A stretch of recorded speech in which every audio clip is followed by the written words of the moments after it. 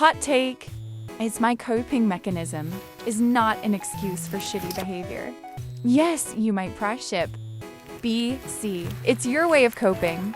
But that doesn't make it a healthy coping mechanism, and that still doesn't make it okay.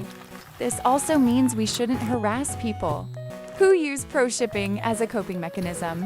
Instead, we should try to help them find better and more healthy ways to cope. I'm just tired of people hiding behind coping to be a shitty person. If you ship to cope, please reach out to those around you to help find a better way to deal with your problems. Wish her out.